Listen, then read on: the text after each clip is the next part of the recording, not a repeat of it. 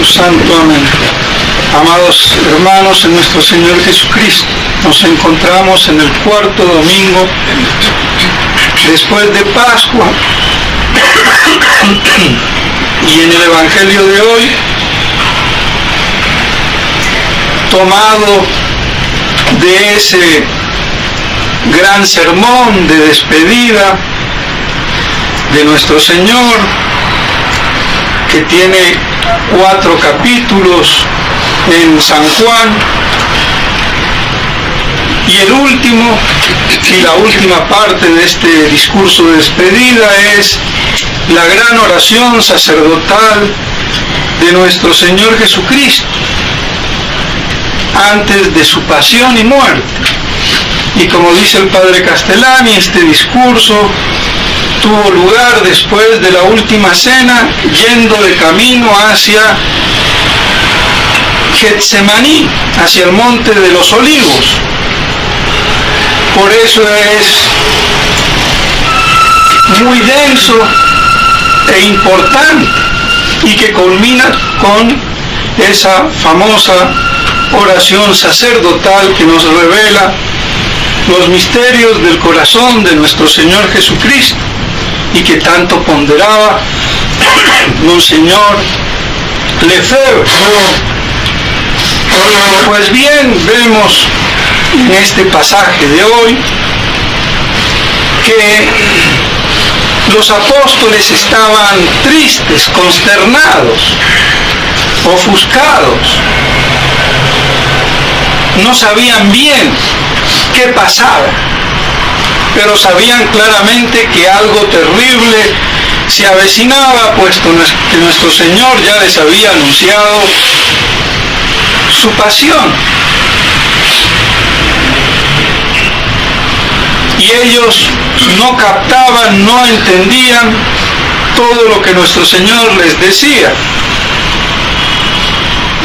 Y su corazón estaba triste ante la inminencia de lo que barruntaban de tremendo, viendo la traición de Judas.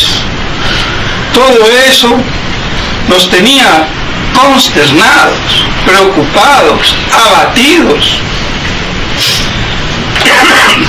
Y nuestro Señor, para querer aligerar esa tristeza, les anuncia la misión del Espíritu Santo, y por eso les hace ver que conviene de que Él se vaya. Y una vez más vemos que Él dice que se va al Padre. Entonces queda claro, como les decía anteriormente, que no hay otra interpretación a ese poco de tiempo que no le verían y después le volverían a ver.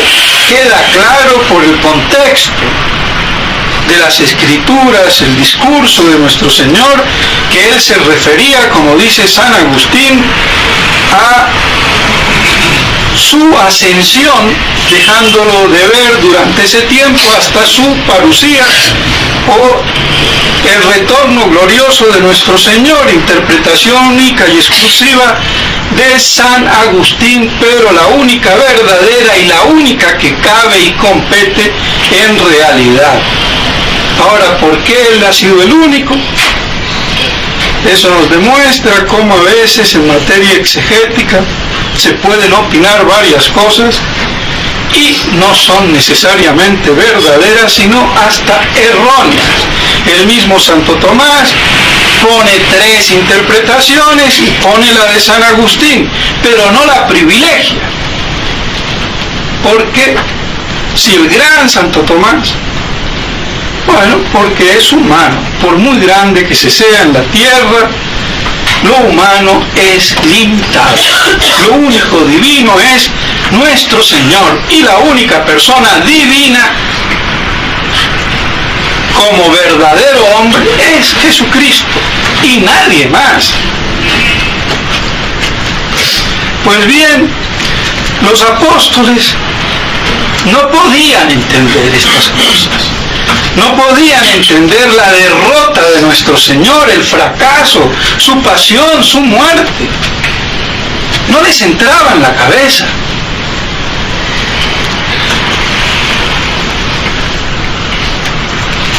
por eso nuestro Señor les dice, conviene de que yo me vaya al Padre una vez que haya muerto. Y nos revela así la misión del Espíritu Santo, el Espíritu de verdad, el Espíritu de amor del Padre y del Hijo, la tercera persona de la Santísima Trinidad.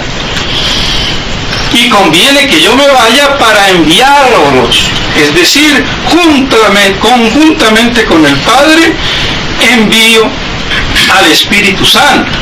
El Hijo es enviado únicamente por el Padre, de la persona de la cual procede. El Espíritu Santo es enviado por el Padre y el Hijo, de cuyas personas Él procede. Y esa procedencia y relación de origen es lo que establece en Dios uno, en su naturaleza, la Trinidad de personas. Es la única distinción que hay de origen. Y por eso las tres divinas personas. Entonces conviene que yo me vaya, porque vendrá el Espíritu de verdad, el amor consubstancial, el Espíritu Santo, el Espíritu de verdad, que de mí y del Padre procede, y mostrará al mundo este gran error, su culpabilidad, su pecado. Hará ver la justicia, mi justicia, y mostrará el juicio, la condenación, la derrota de Satanás, que ha sido el gran instigador, el gran arquitecto de esta confabulación, de este complot, aunque la palabra complot no es muy castiza, pero de toda esta traición y de toda esta ignominia y de toda esta injusticia, de este crimen, de este deicidio, siendo los judíos los aliados principales y los romanos los instrumentos bastardos que perpetraron la crucifixión de nuestro Señor. Entonces nuestro Señor está mostrando en definitiva cómo el Espíritu Santo, el Espíritu de verdad, el Espíritu de amor, va a mostrar todas estas cosas. Y claro está, el triunfo de nuestro Señor, pero de un triunfo misterioso, de un triunfo paradójico, contradictorio, porque es un triunfo que pasa por un fracaso, por una derrota de muerte. Esto no lo entendían los apóstoles ni lo podían entender los judíos. ¿Por qué? Por una doble razón, exegética y político-social.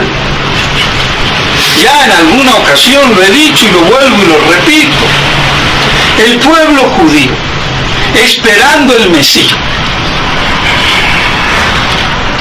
esperando al Mesías y teniendo las profecías, se quedaron con las profecías del Mesías glorioso y desecharon las profecías del Mesías sufriente, pasible, anonadado. Se quedaron con la mitad de las escrituras, la mitad de las profecías, y las otras no existen, o como si no existen.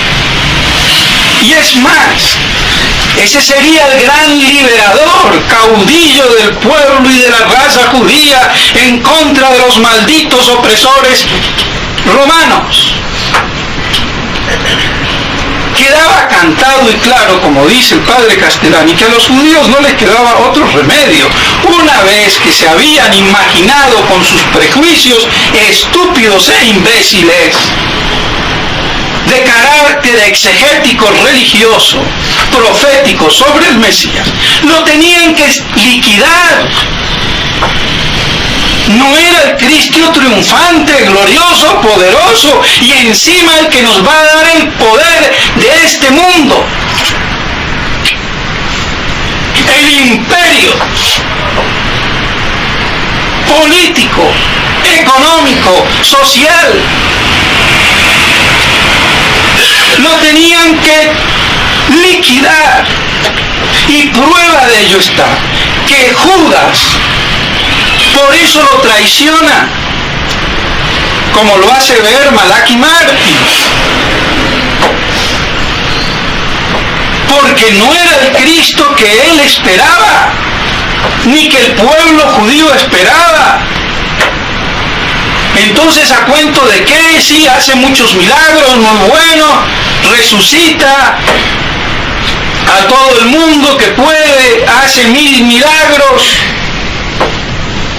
pero no hay la política, el emperador, el rey, no se deja coronar, no quiere ser rey. ¿Qué le pasa? Es un imbécil, es un traidor, no corresponde, lo traicionó, así de claro, y no le echemos más cuento a la historia. Y esa es la razón por que los judíos, Anás y Caifás y todo el pueblo lo condena, porque no era el Cristo de su imbécil imaginación. Así de claro, sus prejuicios religiosos, políticos y sociales. Y viene el Mesías y termina vil y atrozmente crucificado. Por eso lo torturaron como no se podía hacer, para hacerle sentir el deshonor de su impostura. Viene, hace milagros, hace de todo, pero no es el rey que queremos, que esperamos. Esa es la triste historia del pueblo judío. Y no es solamente del pueblo judío, mis estimados hermanos, sino hoy de los católicos, apostólicos y romanos. Porque si tenemos las mismas ideas estúpidas, imbéciles, y me perdonan lo duro de las palabras, pero más imbécil es crucificar al Mesías. Más imbécil es negar las profecías. Más imbécil es coger lo que a mí me viene en gana y lo demás lo liquido como de lugar. Y yo sé por qué digo estas cosas, y ya las he dicho y las repetiré. Porque todo el mundo busca el triunfo, y encima el triunfo del Inmaculado Corazón de María. ¿Y qué hacemos? Peor que los judíos, tergiversamos las profecías. Porque queremos un triunfo que no sea el triunfo de Cristo Rey, del Cristo el día de su parucía y no antes. Y no queremos entender esto. Y por eso el padre Castellani dice que todos esos son milenaristas al revés, carnales como los judíos. Y por eso buscan un triunfo mundano, intrahistórico, que les dé el poder y la gloria de este mundo, aunque sea por un cuarto de hora, pero no las tiene que dar, porque si no, la iglesia no sería divina. Porque si no, ¿para qué diablos yo renuncié al mundo? Para conquistar al mundo. Es ese imperialismo estúpido, clerical, judaico. Y no se me va a pegar la lengua, porque ya hay que decirlo claramente, cómo son las cosas, y dejarnos de tonterías, porque nos va a pasar igual y peor que a los judíos. Queremos un triunfo que termina en el deicidio, por no aceptar el triunfo tal como Cristo lo tiene programado. He ahí el problema. Y por eso, todo el modernismo, el progresismo, es un triunfalismo judío, judaico.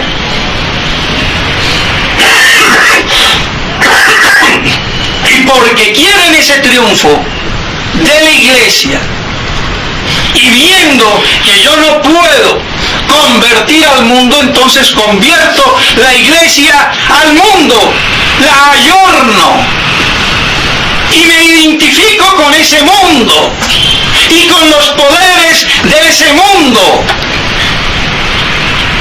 y con el judaísmo internacional que financia y gobierna al mundo. Así de claro.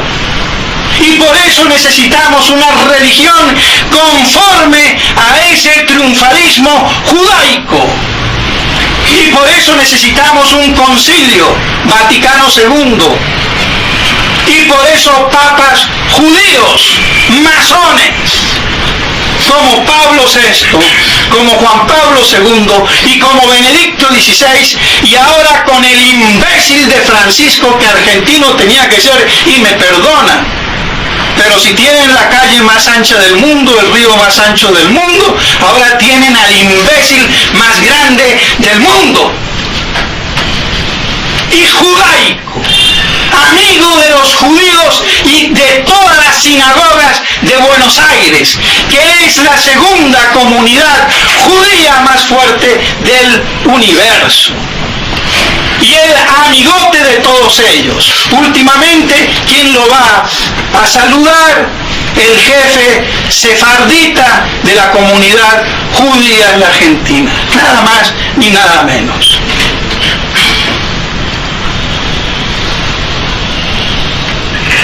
Y todo eso, ¿bajo qué?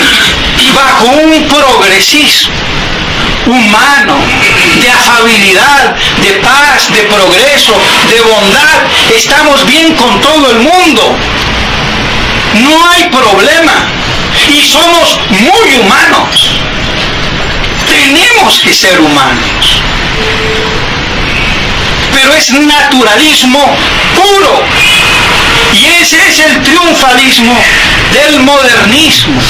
Pero no es exclusivamente de los progresistas y de los modernistas, ya herejes oficiales y públicos, sino también puede haber un triunfalismo judaico tradicionalista, como es ahora el de la neofraternidad, como el señor Felé. Él se cree el gurú que va a arreglar esto. Y por eso decapita al que sea, el imbécil de Monseñor Felé, que tiene una mirada de vaca bruta. Y si se cree inteligente, que salga a la palestra y hablemos de frente a ver si se le mantiene el tenor y el rigor teológico que a él y a su camarilla de traidores con Smithberger, Lorenz y todo el equipo, a ver si les da el fuero.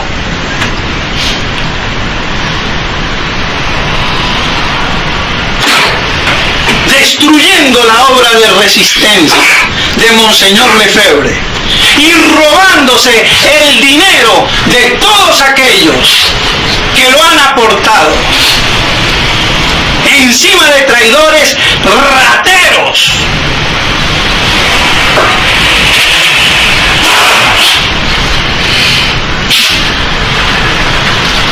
Y espero que que no haya otras cosas más, incluso de carácter moral. Así que se cuide Monseñor Felé, porque si se trata de algún día de sacar trapitos al aire, a ver, mijo, cómo te va a ir. Pero dejemos la cosa así. De todos modos, queda claro que hay un protagonismo de triunfo dentro de la tradición. Y eso es lo que los está haciendo claudicar. Pero no solamente el de Monseñor Felé, sino también el de Monseñor Williamson. Porque Monseñor Williamson también quiere el triunfo, pero sin acuerdo. Porque yo soy antiliberal, cree él que es antiliberal, y es más liberal que los otros, porque es un inglés británico de cultura protestante. ¿Y por qué digo estas cosas? Porque estoy convencido, pero si no es así, que Monseñor Williamson, ya que refuta a una señora que le dice que se equivoca, y tenía ahí razón Monseñor Williamson, que me refute a mí, pero que me refute él en persona, o los sacerdotes que estén con él en persona, o los blogs que lo apoyan a él, pero en persona, no por detrás. Esto es un problema teológico. Y si Monseñor Williamson se calla la boca, el que calla otorga. Pero él quiere un triunfo también antes de la parucía, aunque sea por un cuarto de hora. Pero él no espera al Mesías para que el triunfo sea con la venida gloriosa de nuestro Señor.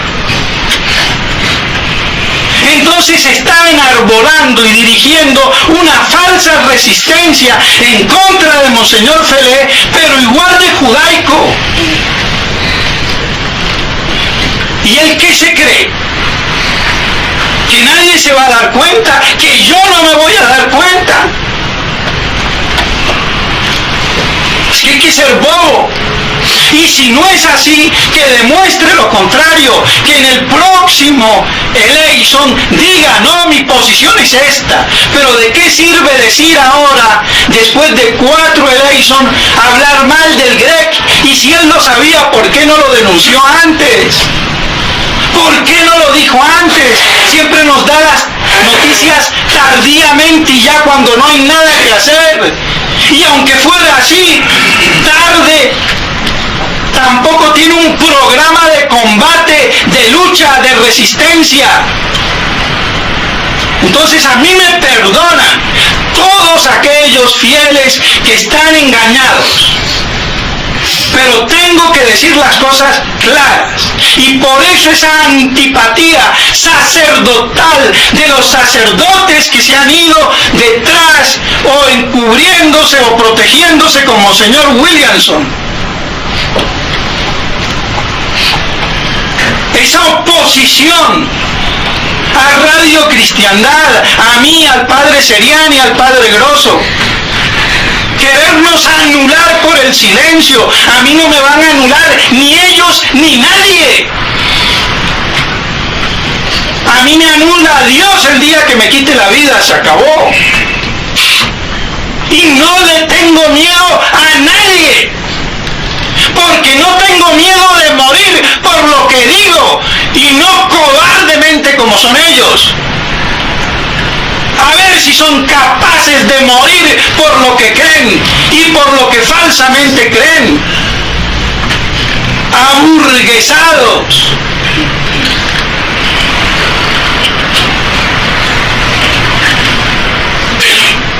Duele decirlo, pero es así. Entonces, Monseñor Williamson, que se deje de dar noticias retardadas. Y si me equivoco, que diga las cosas como son. pero que deje de estar haciendo artilugios de inteligente, culto, pero tontón, porque de ese cuento yo no le como, ni a él ni a nadie, porque para eso está la teología. A ver qué dice él ahora de Francisco. ¿Por qué está tan calladito? ¿O él no se da cuenta de lo que pasa en el Vaticano? ¿O ahora me va a salir que Francisco es garantía de legitimidad pontificia? Cuando ha visitado más sinagogas que iglesia en Buenos Aires, parece que vivía en una sinagoga más que en la iglesia. Amigo de cuántos rabinos había en Buenos Aires. Y claro que tenía razón. ¿Por qué no lo iba a hacer? Si lo hacía Benedicto XVI, lo hizo Juan Pablo II, ¿por qué él no lo va a hacer? Y profusamente. Por eso lo eligieron ya convenidamente, porque este ya no tiene tapujo, y con su sonrisita de carita de santo, pues todo lo arregla y toda la prensa a su favor. ¿Y qué hace? Esa es la iglesia de Cristo, esa es la iglesia del anticristo. Esa no es mi iglesia. A ver qué dice de este cuento Monseñor Williamson. ¿Es su iglesia o no? ¿Él repudia la iglesia posconciliar? ¿Sí o no? ¿Es la verdadera? ¿Sí o no? Y no hay tintas medias aquí. Entonces dejémonos de restauraciones falsas judaicas, sean las progresistas, sean las tradicionalistas, en su doble versión, acuerdista o sin acuerdo. Así de claro.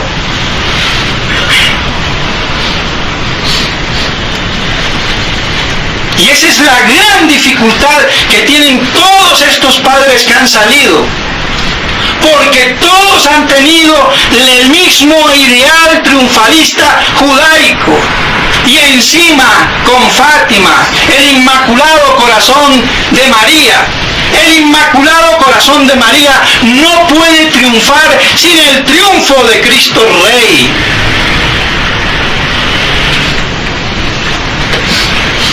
Es el mismo triunfo de Cristo Rey, el triunfo del Inmaculado Corazón, el día de la parucía, no antes, porque antes es el triunfo de Satanás, la hora de las tinieblas, el triunfo de la contraiglesia, del anticristo religioso.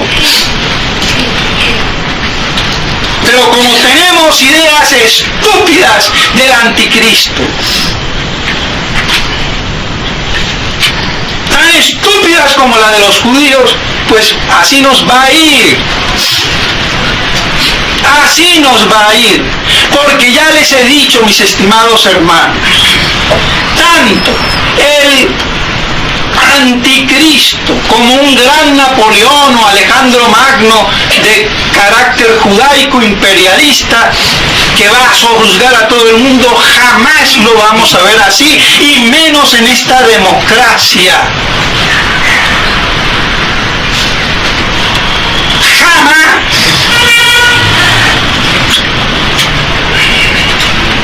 En su parte política. Jamás.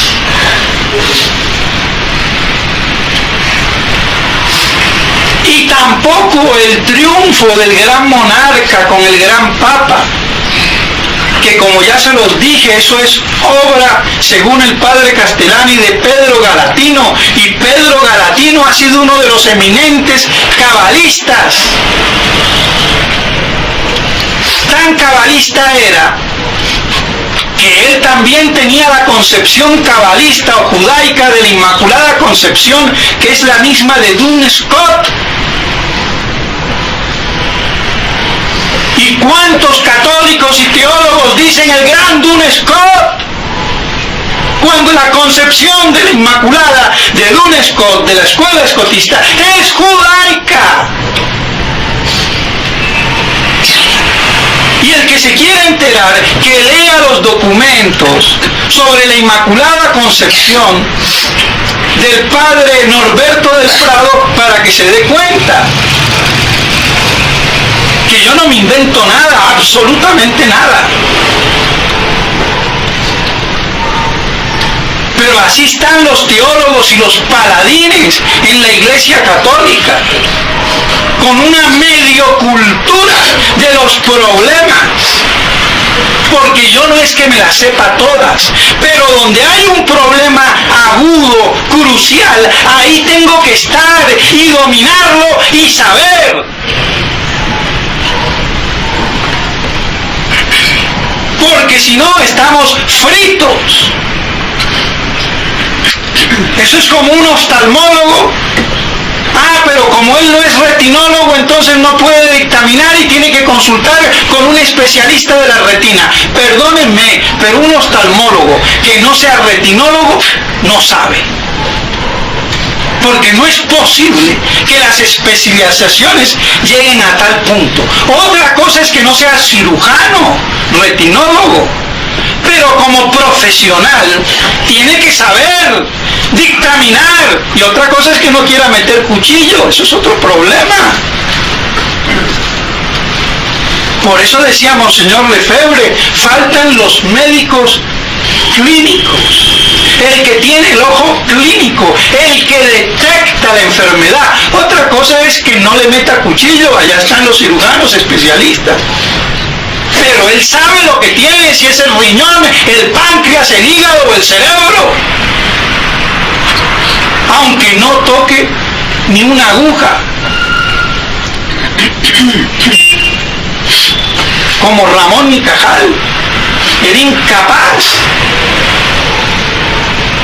de atender a alguien y sin embargo era un ingenio en medicina.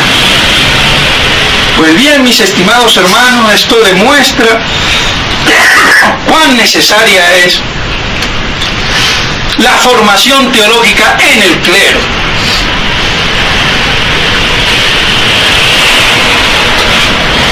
Porque salen a combatir la verdad con sus medias ideas trasnochadas. Y esto no lo digo para ofender, sino para que se den cuenta. Si los que están con Monseñor Williamson, y Monseñor Williamson también, están ignorantemente en el error, pues salgan. Pero eso así, no me vengan a mí a decir que son los paladines de la resistencia, como quiere hacer creer Non Possumus, dirigida por una mujer con 5 hijos que tiene un gran mérito. Pero pare ahí, señora, usted no es teóloga. Y los del sílabus, que sí serán teólogos porque hay sacerdotes ahí metidos, pero que den la cara. Yo cuando ataco de frente.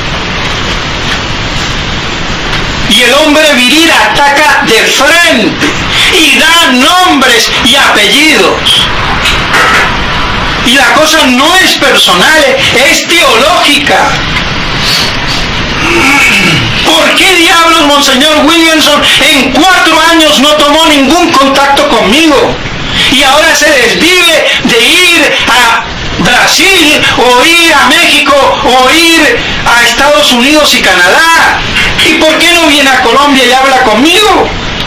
¿O es que yo no soy tan sacerdote como los otros? ¿Qué pasa? Hay un problema, mis estimados hermanos. Y este problema, o si no se achica, se agrandará.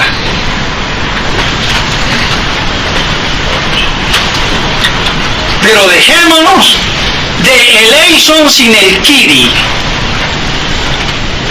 porque hasta eso suena parodia. Al pan pan y al vino vino. lejos entonces de triunfalismos judaicos en cualquiera de sus múltiples facetas. El único triunfalismo que hay es el apocalíptico de Cristo Rey y no otro. Y de ahí viene toda la tirria y la impugnación y contradicción teológica. Porque no aceptan la parusía. Quieren un triunfo temporal. No quieren la derrota de la iglesia. Y la iglesia va a ser derrotada. Y ya está siendo derrotada. Y ha sido derrotada. Porque lo que queda de iglesia es un resto remanente de fieles dispersos por el mundo sin pastores. Porque el pastor de pastores es un lobo, un anticristo pseudoprofeta, desde Pablo VI hasta Francisco. Así de claro. Y a ver cuál es el teologuillo que va a decir que no. O adorar las píldoras. Está bueno de impostura, de mentira y de engaño. Pero la iglesia de Dios, la verdadera iglesia, reducida a un remanente pequeño rebaño, esa perdurará hasta el fin, aunque sea con un solo fiel a Cristo Rey. Y por eso decía ya el gran cardenal Pi, la iglesia se verá reducida cada vez más a proporciones domésticas e individuales. ¿Y qué es esto? No es doméstico, casi individual. ¿A dónde están los obispos? Proclamando la verdad. ¿A dónde? Pues bien, mis estimados hermanos, nuestro Señor quiere así sacar de ese letargo de tristeza a sus apóstoles y por eso les revela la misión del Espíritu Santo y cómo Él ha triunfado, pero es un triunfo que pasa por la muerte, por el fracaso. Y que la iglesia pasa por esa muerte y ese fracaso. Muerte en la parte humana oficial, no en toda la parte humana, porque todos nosotros que somos también iglesia y parte humana, y visible y muy visible, aunque minúscula, como todos los tradicionalistas por el mundo. Aunque no sea jerárquicamente oficial la autoridad que detentan, pero detentan la jurisdicción y la autoridad que da el derecho canónico y la iglesia por constitución divina y no necesita que venga de ningún pelele de Roma usurpador. Así de claro.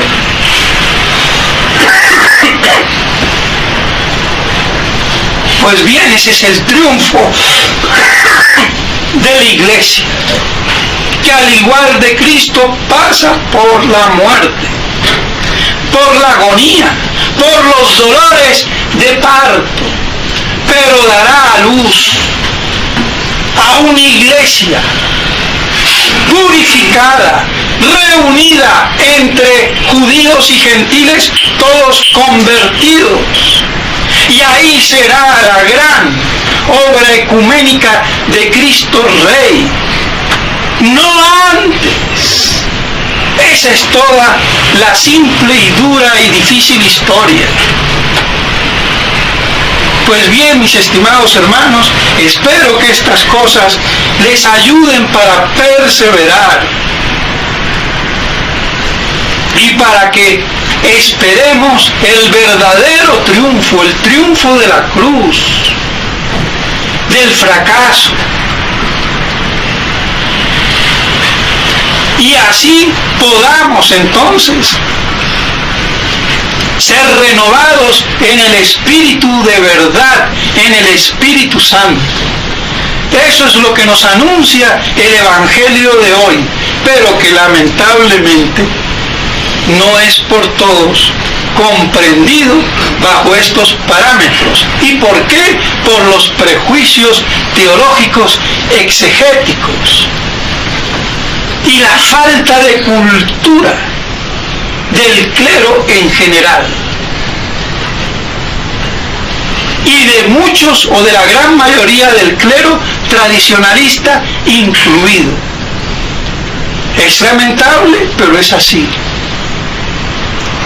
Por eso sigue siendo para nosotros una gran luz gente como Lacunza, como el padre Alcañiz, como el padre Van Ristel, como el padre Castellani